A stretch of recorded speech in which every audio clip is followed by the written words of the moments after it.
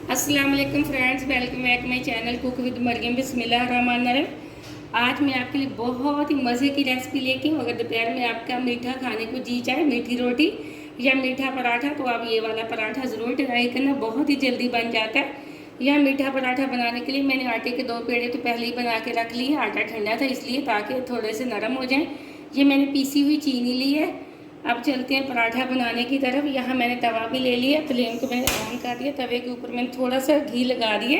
ये पराठा घी वाला बनाया करें। अब थोड़ा सा मैं खुशक आटा लूँगी पराठा बनाने के लिए। यहाँ खुशक आटा मैंने लगा लिया। थोड़ी सी मैं रोटी बेल लेती हूँ, जिसके ऊपर हमने लगानी है चीनी। यहाँ मैंने एक प्लेट ले ली, इसके ऊपर मैंने इस तरह थोड़ी सी रोटी बेल ली। अब हम इसके ऊपर लगा देंगे चीनी। आप चाहे पीसी हुई चीनी ले लें, चाहे तो आपका जी चाहे आप साबुत चीनी भी ले सकते हैं, कोई मसला नहीं, इसका कोई बहुत बड़ा इशू नहीं है। अब हम इसके ऊपर थोड़ा सा लगाएंगे घी।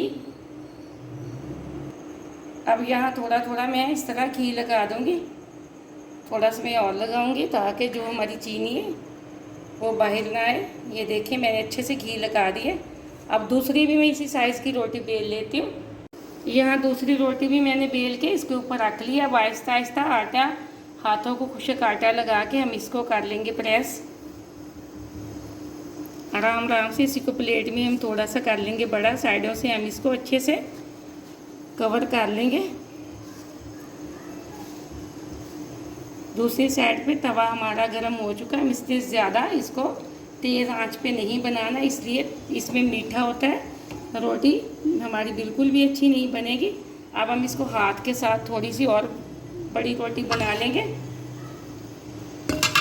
अब हाथों को थोड़ा सा हम लगा लेते हैं खुशका। बिस्मिल्लाहिर्रहमानिर्रहीम। ये देखें एकदम से हमारी रोटी कितनी अच्छी, जैसे आपको लगे कि चीनी बाहर आ रही है तो साइडों से आप इसको इस तरह प्रेस कर सकते हैं, कोई मसला नहीं।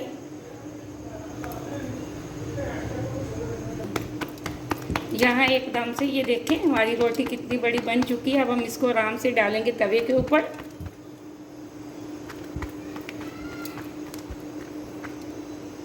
बिस्मिल्लाहिर्रहमानिर्रहीम। ये देखें आराम से मैंने डाल दी। अब हम इसको साइडों से इस तरह एकदम से प्रेस कर लेंगे। अब हम इसको बना लो फ्लेम पे एक साइड से पकने देंगे। एक साइड से रोटी हमारी पक चुकी है। अब हम इसकी दूसरी साइड बदल लेते हैं। ये देखें माशाल्लाह बिल्कुल भी हमारा पराठा नहीं चला।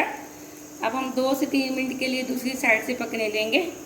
अब हम इसकी पहले वाली साइड इस तरह बदल लेंगे। इसके ऊपर हम लगाएंगे घी। घी से ये पराठा बड़ा ही क्रिस्पी बनता है।